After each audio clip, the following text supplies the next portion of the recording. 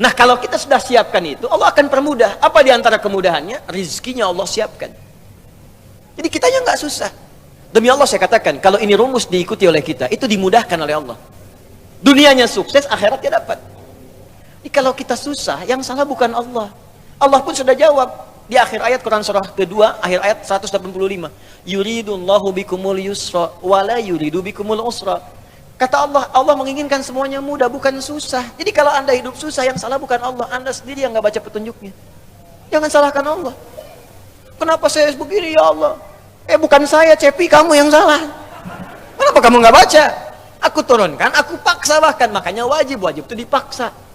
Bahkan diancam dengan dosa itu. Kalau kamu kerjakan dosa, sebetulnya yang penting bukan dosanya. Yang penting itu Allah menginginkan rahmatnya. Karena rahmat Allah melebihi iqabnya. Dan yang paling menarik begini Pak, kadang dalam keseharian, kenapa cuman Anda yang dengar azan? Kenapa Anda yang lihat, Anda pulang kerja, bisa kan lewat jalan lain, tapi kenapa Anda bisa melewati orang sholat? Kok bisa melihat orang ke masjid? Kok tiba-tiba lewat ke tempat masjid yang sedang azan? Itu kan hidayah. Sebetulnya Allah sedang jemput kita. Ketika Anda bertanya, kenapa kami sholat ya Allah? Dijawab lagi di suara azan, hayya 'alas shalah.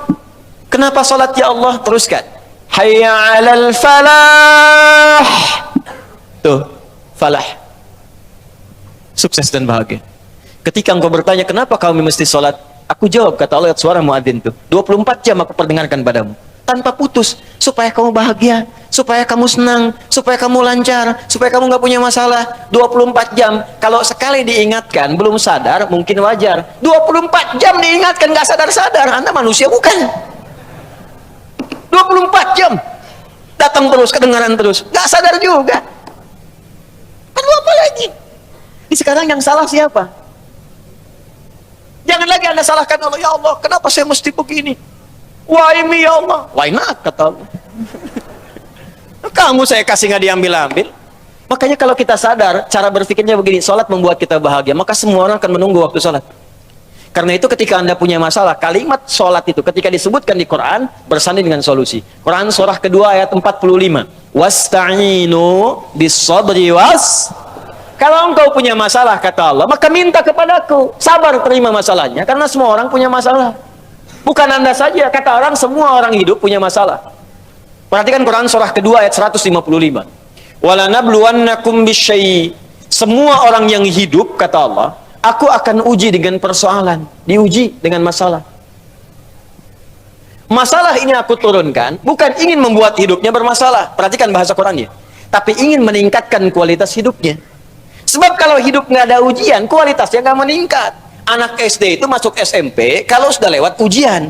Harus diuji supaya kadar keilmuannya bisa diketahui layak untuk masuk SMP. Kalau nggak ada ujian, nggak ketahuan peningkatan ilmunya. SMP ke SMA ada ujian. Jadi kalau tahap yang sederhana saja ada ujian, apalagi hidup yang begitu kompleks, pasti ada ujian. Di cara berpikirnya jangan salah. Ketika sedang punya masalah, sesungguhnya Allah sedang akan meningkatkan kualitas hidup kita. Semakin tinggi ujian, artinya kita akan semakin meningkat dengan kuat. Karena orang besar itu nggak akan diuji dengan ujian kecil. La yukallifullahu nafsan illa.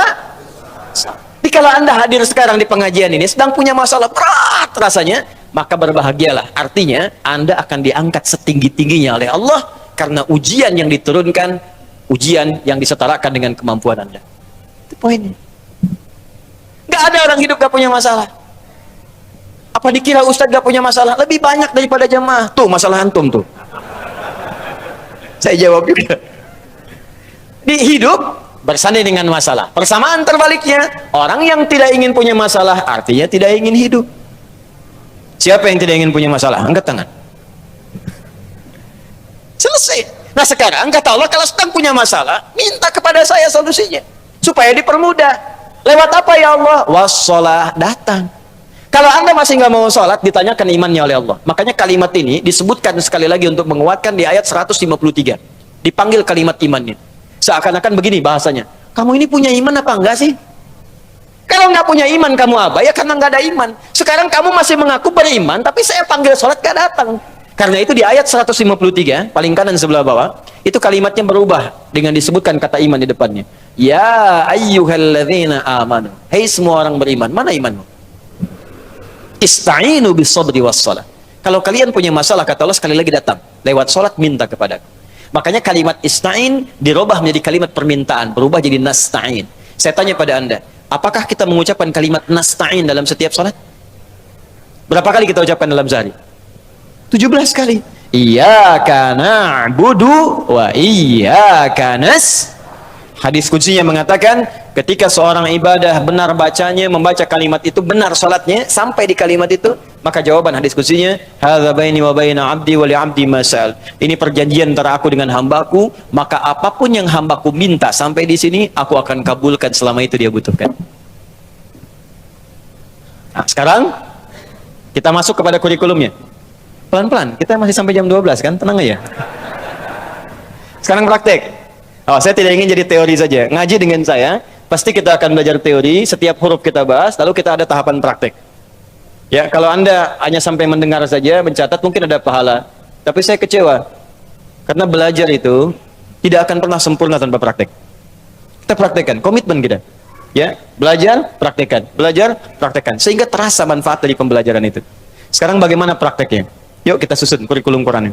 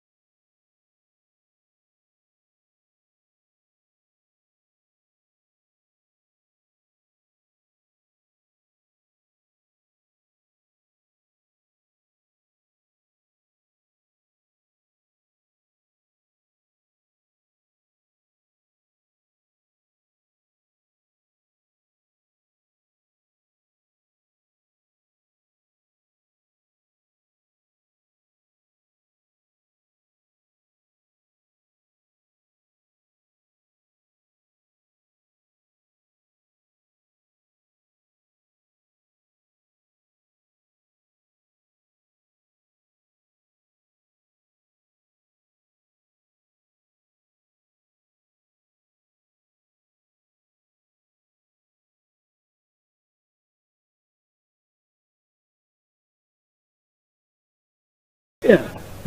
Jelas ya? Ada satu, dah satu saja. Terakhir. Amalan kedua. Saya cepat. Ini mungkin 5 menit saya selesaikan.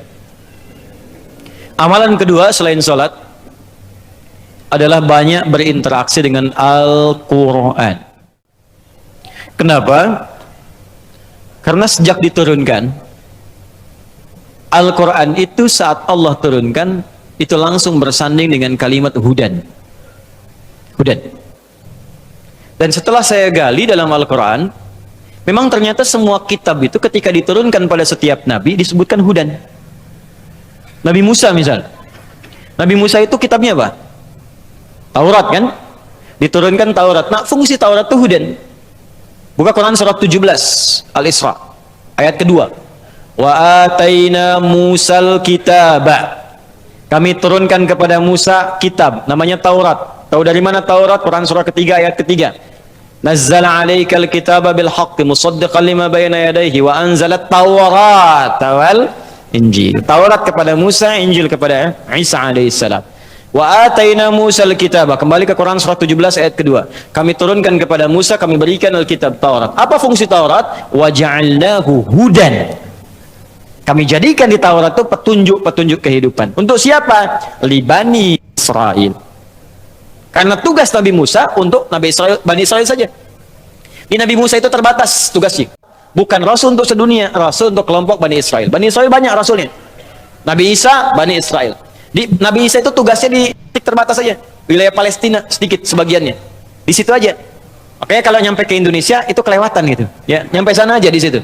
Nabi Isa, Yesus, Mesias itu tugasnya di sana. Bahkan ada nanti di satu masa 2 nabi. Ya, beda komplek. Ya, jadi tugasnya itu dinasnya satu nabi komplek A, yang satu komplek B. Contoh paling gampang apa? Nabi Ibrahim dengan Nabi Lut. Lut itu keponakannya Nabi Ibrahim. Ya di satu masa, cuma dinasnya tempatnya beda. Tahu dari mana? Quran surah 51. Ya, ayat ke-24 sampai ayat 30. Itu dikisahkan ada malaikat ingin datang ke kompleknya Nabi Lut. Karena di komplek Nabi Lut itu, masyarakatnya itu udah kelewat batas, udah nantang azab. Mana azabnya Lut? Mana? Katanya mau diazab, sampai sekarang belum. Langsung dijawab Allah, dikirimkan malaikat. Cuman sebelum ke tempat Nabi Lut, mampir ke tempat Nabi Ibrahim. Pernahkah Anda dengar kisah tentang Nabi Ibrahim yang kedatangan tamu di pertengahan malam menjelang subuh? Dan dahsyatnya kata Allah, masih dimuliakan tamunya. Kedatangan tamu tengah malam, dini hari, masih disambut. Idz dakhalu alaihi faqalu salama. Ketika tamu itu datang mengucapkan salam, assalamualaikum. Waalaikum. Dijawab oleh Waalaikumsalam. Saya tanya pada Anda ya, kalau ada 2:30 tuh 2:30, tamu datang malam-malam. Ya. Assalamualaikum. Assalamualaikum. Dijawab enggak? Enggak. Jawab aja dulu. Karena hukum menjawab salam itu wajib. Mengucapkan sunnah. Quran surah keempat ayat 86. Wa idza huyyitum bi tahiyyatin fahayyu bi ahsana minha. Kalau Anda diberikan penghormatan, salam jawab. Jawab aja dulu. Assalamualaikum. Waalaikumsalam. Assalamualaikum. Waalaikumsalam warahmatullahi. Assalamualaikum. Waalaikumsalam warahmatullahi wabarakatuh. Buka dong. Enggak. Jawab aja dulu. Ini jawab qala salam. Waalaikumsalam. Ini kalimat Quran langsung, boleh disingkat kalau dituliskan, boleh singkatan assalamualaikum, disingkat salam. Dibaca assalamualaikum warahmatullah. Sama dengan bismillahirrahmanirrahim, singkatannya basmalah. Alhamdulillahirabbil alamin, hamdalah. Ya. Ini sudah jam 10 kurang seperempat. Sekira waktunya sudah cukup. Saya mohon maaf ya, kita akhiri saja dengan hamdalah. Hamdalah. Oh tidak. Contoh, ini bukan mau mengakhiri, contoh.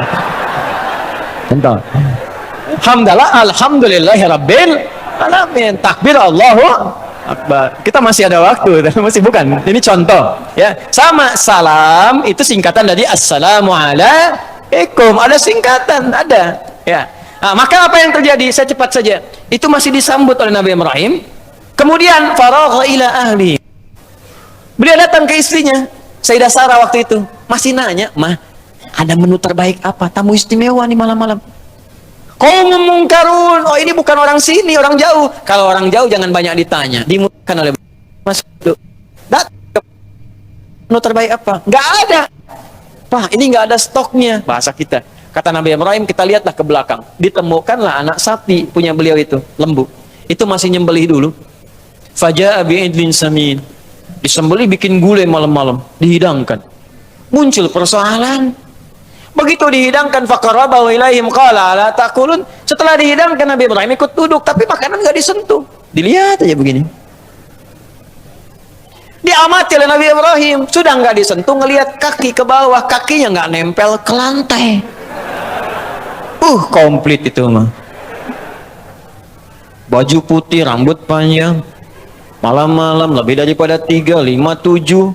Duduk di situ, kaki nggak napak ke lantai. Kalau Anda dalam posisi itu, pertanyaan saya, apa deh yang Anda lakukan pada waktu itu? Pingsan. Sudah nggak ada kesempatan lari, Bu. Ya, jadi rasa takut yang tidak memungkinkan kita untuk mengelak disebut aujas namanya. Maka redaksi Qurannya, fa'aujasa minhum khifah. Maka takutnya udah nggak bisa ngelak. Di situ aja. Apa jawabnya? Qalu la takhaf wa basyaruhu bighulamin alim. Ini rahasianya. Ternyata itu malaikat yang sedang menyamar. Menjadi laki-laki datang bertamu. Mereka berkata, kamu jangan takut. Kami malaikat yang ditugaskan oleh Allah untuk bertamu mampir ke sini sebelum datang ke Nabi Lut. Bayangkan, orang mampir aja dijamu oleh Nabi Ibrahim, diservis oleh beliau dengan servis yang tidak biasa. Salam dijawab, datang disempurnakan, diberikan segala hal yang nikmat. Apa balasan Allah? Karena beliau mengerjakan yang tidak biasa, maka Allah memberikan balasan yang tidak biasa. Wa basyaruhu bighulamin alim. Maka istrinya Sayyidah Sarah yang divonis secara medis dan klinis mandul, tak mungkin punya keturunan, diberikan kabar pada saat itu, kamu akan punya keturunan. Dibalas. Sudah monofos, gak mungkin punya keturunan. Ada faktor lain secara klinis, gak mungkin. Maka turun jawaban Allah. Ketika Anda mengerjakan amalan yang tidak biasa, maka Allah pun memberikan jawaban yang bahkan mustahil menurut kebanyakan orang. Itu rumus Quran. Jadi rumusnya begini, kalau Anda sedang punya persoalan yang berat, yang tidak biasa bagi sebagian orang, maka cari amalan-amalan yang tak biasa. Orang tidur malam Anda bangun. Orang makan Anda puasa. Orang baca Quran 1 halaman Anda 1 juz, kejar. Dan niatkan untuk memohon kepada Allah solusi dari setiap persoalan yang Anda alami. Itu yang dimaksud di Quran surah kelima ayat 35. Itu yang dimaksud tawassul dengan amalan. Ya ayyuhalladzina amanu taqullaha wabtaghu ilaihil wasilah. Cari wasilah. Ya. Nah, apa gambarannya di sini? Yang mau saya katakan, kembali teman-teman sekalian, setiap nabi dapat kitab. Setiap kitab itu hudan. Beruntungnya kita, hudan yang diberikan kepada nabi kita yang paling istimewa, Nabi Muhammad sallallahu alaihi wasallam, namanya Al-Qur'an, dan ketika diturunkan disebut hudan. Buka Quran surah kedua ayat 185. Karena nabinya istimewa, turunnya di waktu yang istimewa. Malamnya istimewa, langsung malam Al-Qadar. Waktunya istimewa hari Jumat, langsung Sayyidul Ayyam. Bulannya istimewa Ramadan, Sayyidus Syuhur. Diturunkan melalui malaikat Jibril, langsung naik status jadi Sayyidul Malaika. Diturunkan pada Nabi Muhammad, langsung naik status jadi Sayyidul Anbiya wal Mursalin. Diturunkan di Mekah, Mekah Mubarakah. Diturunkan di Yathrib, berubah jadi Madinah Munawwarah. Saking dahsyatnya Quran, begitu turun, apa yang dahsyat di Quran sampai merubah semua jadi cahaya itu? Kata Allah, perhatikan, Syahrul Ramadan alladzi unzila fihi al-Quran hudan linnas. Aku turunkan Quran di bulan Ramadan yang istimewa. Ternyata kata Allah, semua isi Quran dari Al-Fatihah sampai An-Nas itulah hudan, petunjuk hidup kita ada di situ semua. Kalau Anda ingin bahagia, ada di Quran caranya. Anda punya masalah apapun, solusinya ada di Quran. Anda ingin nikmat, ada di Quran. Cara ibadah ada di Quran. Ternyata masalah hidup kita, solusinya semua di Quran. Ada semua, Pak. Makanya saya punya keyakinan, hakul yakin, masalah itu nggak pernah tuntas, bukan karena kita kurang hebat, karena Qurannya nggak pernah dibaca, nggak dipelajari. Quran itu kan turun di jahiliyah, Pak, sebagai penutup, bukan di Romawi yang sudah maju, bukan di Persia yang sudah hebat, jahiliyah yang paling tertinggal. Semua kriminal ada di situ, pemabuk paling dahsyat di situ ada. Orang jahiliyah, ini info aja ya, orang jahiliyah, pemabuk pemula itu 5 kali mabuknya sehari. Pezina nggak usah ditanya, preman komplit, cari begal sekampung ada semua, tukang begal semua. Pembunuh ada, di sini mati, sana mesti tewas, ada semua di situ. Titik nadir yang paling tinggi, makanya disebut jahiliyah. Jahil itu untuk ke orangnya, jahlun sifatnya, pakai tak gabungan. Jahiliyah. Jadi kalau Anda nyari sifat buruk ada di situ semua. Orangnya kumpul di situ. Ada semua. Dan Quran turun di situ. Tapi apa yang terjadi? Begitu Quran turun, diajarkan oleh Nabi, diikuti oleh mereka. Keluar dari jahiliyah menjadi khairu ummah. Kalau Anda cari orang paling jujur pada masa itu, adanya di situ. Cari orang paling sabar, ada di situ. Cari orang paling dermawan, ada di situ. Cari orang paling hebat, ada di situ. Disaksikan, langsung turun persaksian dari Allah. Turun Quran surah ketiga ayat 110. Paling kiri sebelah atas di mushaf. Kuntum khaira ummah ukhrijat linnas. Kalian umat terbaik. Bayangkan dari jahiliyah berubah jadi khair ummah. Yang tadinya banyak kekacauan di rumah tangga, jadi paling harmonis. Tadinya banyak kacau pak rumah tangga itu. Jahiliyah itu kalau bosan suami istri malam, itu besoknya bisa tukeran. Aku bosan sama kamu, aku juga. Udah tukeran, sama tetangganya tukeran besoknya. Bisa begitu ya. Mabuk udah keseharian. Kalau nggak mabuk nggak keren jahiliyah. Mencuri, udah profesi itu. Ya, macam-macam berubah seketika. Di khair ummah. Kenapa Quran? Rumah tangga kacau dirubah jadi bagus. Ali bin Abi Thalib itu, dengan Sayyidah Fatimah radhiyallahu taala anhuma jami'an. Itu indahnya luar biasa. Hartanya terbatas, tapi kebahagiaannya itu unlimited. Tanpa batas. Sampai sekarang, baju yang dikenakan Sayyidah Fatimah masih terabadikan. Kalau Anda ada waktu, main ke Top Cafe di Istanbul. Kalau ada waktu, ya, dan biaya. Lampu merah sanuan dikit tuh. Main. Itu Anda masuk gerbang, masuk, security check-in, metal detector, masuk, lewat kanan dulu, keluar, langsung kiri, lurus. Ambil jalur sebelah kiri. Lurus sebelah kiri, itu museum yang Turki Utsmani dulu, di belakangnya dikit, langsung museum untuk periode Nabi dan sahabat. Begitu Anda masuk, teman-teman sekalian, masuk dari pintu yang sebelah ujung, karena ditukar, biasanya masuk depan, keluar belakang, itu dari belakang masuk depan. Jadi begitu Anda masuk depan, belok ke kiri, langsung lihat ke sebelah kanan. Di situ ada ruang kaca dipajang, baju yang dikenakan Sayyidah Fatimah. Diawetkan sampai sekarang 15 abad masih ada.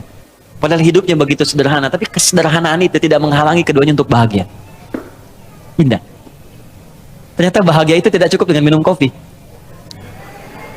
Tidak cukup dengan minum teh. Bahagia itu ketika Anda bertakwa di hadapan Allah Subhanahu wa taala. Itu poinnya. Catat, bikin status. Ini. Semua ada di Quran. Nih saya baca cepat ya. Gak usah dicatat. Saya baca cepat, dengarkan aja. Kalau mau nyatat nanti lihat rekaman, ya. Di YouTube nanti lihat, ada ayat official. Nanti Anda buka lagi satu-satu, Anda lihat tuh. Ya, kuota cukupkan dulu, ya. Lihat sini. Bahkan sebelum kita keluar dari rahim ibunda kita, sudah ada petunjuk. Ibu yang sedang mengandung ada petunjuknya. Kalau ingin mengetahui dan berdoa tentang kondisi janin, ada kondisi disebutkan oleh Quran surah ke-22 ayat ke-5. Doanya diatur di Quran surah ke-7 ayat 189. Minta sama Allah supaya bayi yang lahir soleh. Kemudian ketika lahir, tugas apa yang pertama dilakukan oleh seorang ibu dan ayah? Maka Allah turunkan Quran surah kedua ayat 233, paling kanan sebelah bawah. Ibu fokus berikan ASI kalau mau sempurna 2 tahun. Suami kerjakan ini. Itu sudah diatur.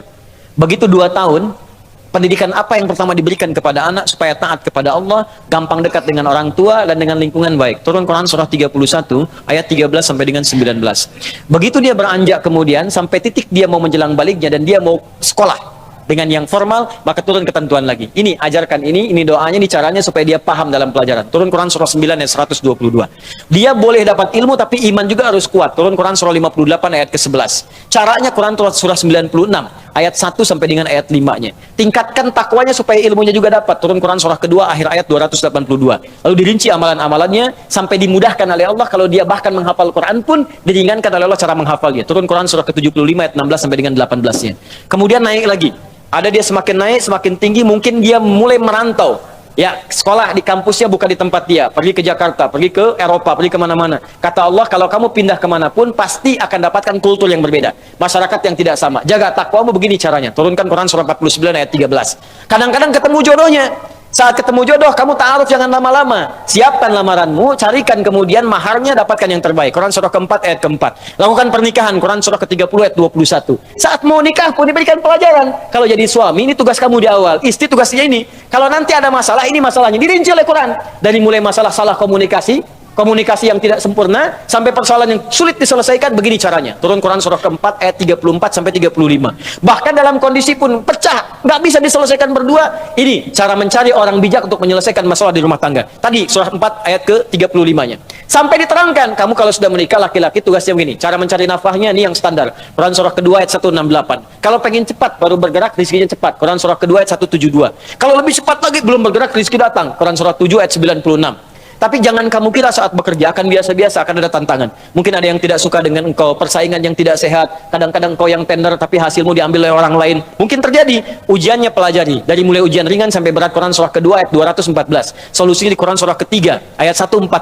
Turunannya di Quran surah kedua ayat 155 sampai 157. Kemudian cara amalan menyelesaikannya Quran surah ke-7 ayat 79 sampai 81. Kalau sulit zikirnya dari Quran surah ke-21 ayat 87 sampai dengan 88. Ibu yang tinggal di rumah kadang merawat anak jangan dikira mudah. Mungkin dia bisa menangis atau berkata dan sebagainya. Turunannya di Quran surah ke-17 ayat 23 sampai dengan 27. Kadang-kadang ibu capek, lelah, sakit ringan-ringan, ada zikir Nabi Ibrahim. Quran surah 26 ayat ke-80. Kalau sakit ya kata dokter ini nggak bisa nih, nggak ada obatnya. Jangan percaya, pasti ada obatnya. Corona aja dalam sekian hari ada obatnya. Ya, aku turunkan kata Allah zikir Nabi Ayub yang kalau ada orang sakit nggak sembuh pun kata dokter, aku berikan kesembuhan yang sama seperti Ayub. Zikirnya di Quran surah 21 ayat 83 sampai 84. Sudah berumah tangga, belum ada tanda-tanda keturunan. Dokter mengatakan ini nggak bisa, nggak ada yang nggak bisa. Amalkan zikir Nabi Zakaria alaihissalam. Amalannya di Quran surah ketiga 38 sampai 39. Doanya Quran surah 19 ayat 2 sampai dengan ayat 15-nya. Kemudian Anda beranjak lagi sampai kehidupan nyaman, usia 40 tahun sudah sukses, orang tua masih ada. Kata Allah, jangan cukupkan kesuksesanmu untuk dirimu sendiri. Bawa orang tua dalam kesuksesanmu. Minimal kamu doakan dia. Turun bimbingan Quran surah ke-46 ayat 15. Sampai Anda sudah semakin sepuh, jangan dikira kemudian Anda akan sadar selamanya. Mungkin ada yang kembali seperti kebiasaan anak kecilnya. Turun Quran surah ke-22 ayat yang kelimanya. Sampai di ujung senja Anda, jangan bayangkan Anda hidup selamanya. Anda mungkin akan wafat. Karena itu kata Allah, pelajari cara wafat. Anda mau ke sini buka peta ke Masjid Nurul Hidayah, nyampe cepat. Anda mau meninggal, kok nggak dibuka petanya? Maka Allah turunkan peta kewafatan, peta sakaratul maut. Ya diturunkan caranya. Kalau ingin nikmat-nikmat, tenang, cara meninggalnya enak, buka Quran surah 89 ayat 27 sampai 30. Di situ ada cara husnul khatimah dengan panggilan ya ayatuhan nafsul mutmainnah. Kemudian kalau Anda tidak siap-siap dengan itu semua, maka resikonya tinggi. Bisa sambil dipukulin malaikat. Wah, pukul depannya, pukul belakangnya. Sampai masuk ke alam kuburnya, maaf, pelajari bagaimana persiapan ke alam kubur. Kalau ingin terang, nikmat, semua nikmat diberikan, saking gembiranya, pengen mengatakan kepada keluarga tapi nggak bisa. Ayo cepat sini, di sini enak. Kalau bisa cepat disuruh ke sini. Pelajari Quran surah ketiga ayat 169 sampai 172-nya. Tapi kalau Anda sembarangan dan tidak disiapkan, Allah turunkan kisah Firaun. Kalau kamu pengen seperti Firaun, aku tampakkan neraka pagi dan petang di alam kuburmu. Buka Quran surah Al-Mu'min, surah ke-40 ayat 45 sampai dengan 46-nya. Anda berkata tentang ya Allah bagaimana setelah alam kubur terjadi ada kiamat, diturunkan bimbingan tentang kiamat satu surah sekaligus, surah ke-75, supaya kita siap-siap dengan keadaan itu walaupun kita mungkin wafat sebelum itu terjadi kalau benar-benar beriman kepada Allah. Kemudian ya Allah bagaimana di akhirat nanti hisab? Kamu nggak usah pikirkan hisab, nanti akan ringan. Yang kamu pikirkan surga mana yang kamu masuki. Aku turunkan 4 di surga. Siapkan kurikulumnya di dunia. Bapak ibu mau ke surga yang mana? Ada surga kelas pertama bersama Nabi dan Rasul, orang-orang soleh, para syuhada, para siddiqin. Amalannya di Quran surah keempat ayat 69. Anda ingin di taman surga, semua kenikmatan ada yang langsung berikan Allah tanpa perantara. Nikmatnya taman surga, punya rumah dekat tamannya langsung. Amalannya bagus, turunkan di Quran surah 51 ayat 15 sampai 23. Saya ingin surga yang luas ya Allah, boleh. Saya siapkan seluas langit dan bumi. Amalannya di Quran surah 3 ayat 133 sampai dengan 134. Ya Allah, saya nggak mau milih-milih, yang penting ke surga. Yang penting ke surga ya Allah. Ya, ajarkan amalan yang biasa-biasa, yang penting masuk surga. Kata Allah nggak ada masalah. Aku turunkan amalannya ada di Quran surah kedua ayat 25. Ya, awas hati-hati dengan neraka. Karena itu aku turunkan sifat-sifatnya, jangan kerjakan amalan ini bisa masuk neraka. Neraka yang paling ringan Quran surah keempat ayat 56. Ya, di situ ada pembangkangannya. Turunannya di Quran surah kedua ayat 6 sampai dengan 7-nya. Ya, gerakan-gerakannya banyak diturunkan. Di Quran surah misalnya 6, ya, teman-teman semukan, hati-hati Quran surah 16 ayat ke-25. Quran surah kedua ayat 6 sampai dengan 7-nya. Turunan-turunannya muncul lagi menjadi munafik. Quran surah keempat ayat 140-nya. Hati-hati, kalau Anda lakukan itu masuk neraka jahanam. Ada semua. Apa yang enggak ada? Ada semua. Kenapa Anda nggak turunkan sekarang? Ibu, kenapa ibu nggak turunkan? Bimbingan jadi ibu Qurani. Ayat-ayat tentang ibu aja. Tentang ibu aja turunkan. Bagaimana jadi istri? Apa tugas istri? Apa tugas ibu? Apa kendala seorang ibu? Demi Allah pasti kejadian, Bu. Pasti kejadian. Tuh, benar.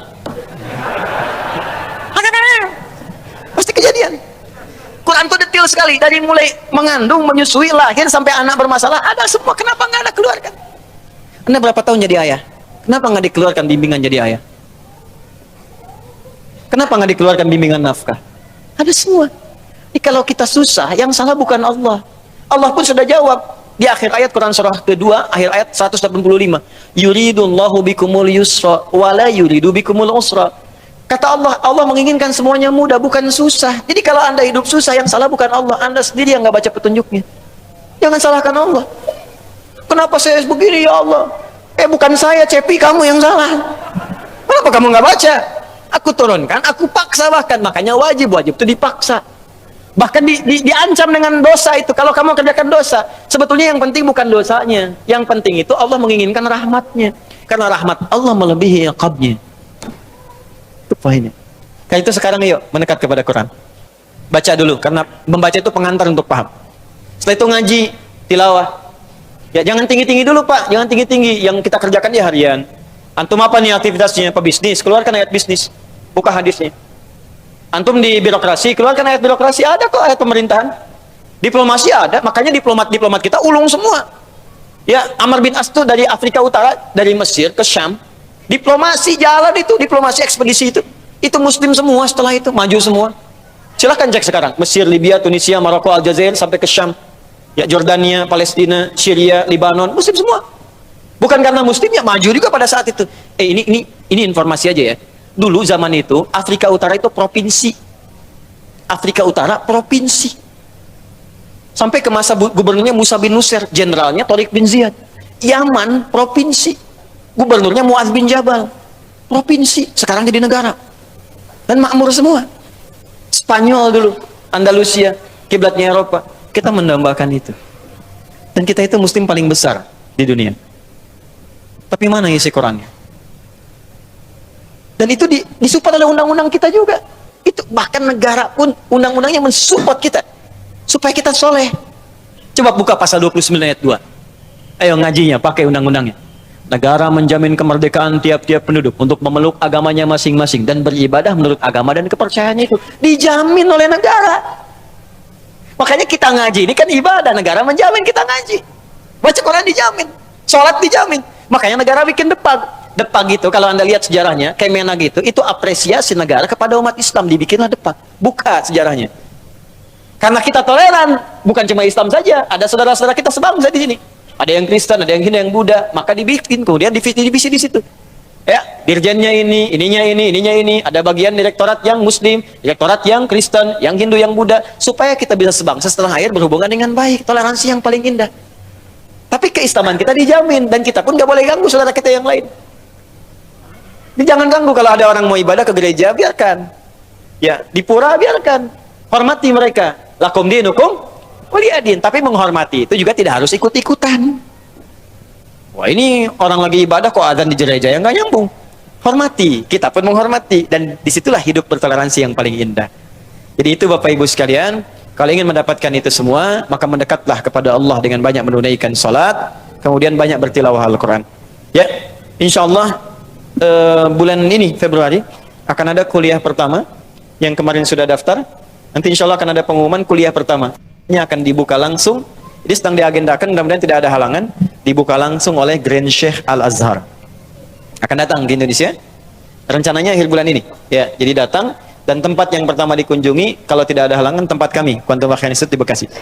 Jadi sekaligus membuka program untuk menghafal Quran itu yang kami buka kemarin. Sekolah terbuka, usahakan Al-Quran hafal. Ya, sekolah UAHA dalam jangka waktu nanti ada yang percepatan 30 hari, ada yang menghafal santuy ya 1 tahun setengah.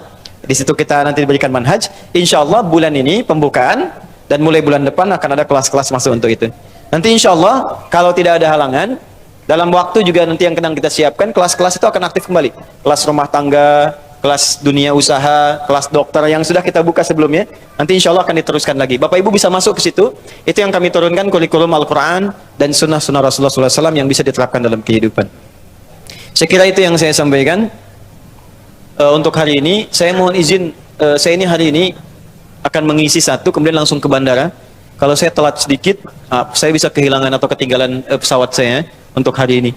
saya akan terbang ke Jogja. Insya Allah di Jogja besok, teman-teman yang di Jogja, besok saya akan ada di Jogja hari Ahad jam 9 ya di Masjid Nurul Asli. Ini Nurul Hidayah, di sana Nurul Asli di Condong Catur insya Allah. Jadi saya mohon izin, saya kira kita cukupkan dulu. Ini saya bawa, mohon izin ini saya bawa pertanyaannya. Nanti mudah-mudahan bisa saya jawab di sela-sela perjalanan atau di sela-sela ta'lim yang lain. Yang Anda bertanya ini nanti saya bawa sampai ke Jogja, saya bawa insya Allah. Mungkin nanti di perjalanan bisa saya buka, saya jawab, nanti dimasukkan kalau nggak Instagram di YouTube-nya. Jadi Anda bisa simak di sini. Mudah-mudahan bisa kami jawab di pertengahan. Ya. Terima kasih atas perhatiannya. Semoga Allah muliakan kita semua. Allahumma taqabbal minna innaka antas sami'ul alim wa tub 'alaina innaka antat tawwabur rahim. Nahmaduka ya rabbal alamin hamdan syakirin, hamdan na'imin, hamdan yuwafi ni'amahu yukafi mazidah. Ya rabbana lakal hamdu wa lakal syukru kama yanbaghi li jalali wajhikal karim wa li 'azimi sultanik. Allahumma salli wa sallim wa barik ala rasulikal karim nabiyyikal amin sayyidina Muhammadin wa ala alihi wa sahbihi ajma'in. Allahumma 'allimna ma yanfa'una, 'allimna ma jahilna, waffiqna bima ta'allamna, waffiqna lil 'amali ma ta'allamna bih. Ya Allah, ajarkan kami ilmu yang bermanfaat, berikan kami kekuatan untuk memahami apa yang kami pelajari, dan berikan kami bimbingan untuk mengamalkan apa yang telah kami pahami. Allahumma rabbana la tada' lana fi maqamina hadza dhanban illa ghafartah. Ya Allah, jika ada pendosa hadir di masjid ini, jangan biarkan ia pulang kecuali Engkau telah ampuni segala dosa-dosanya.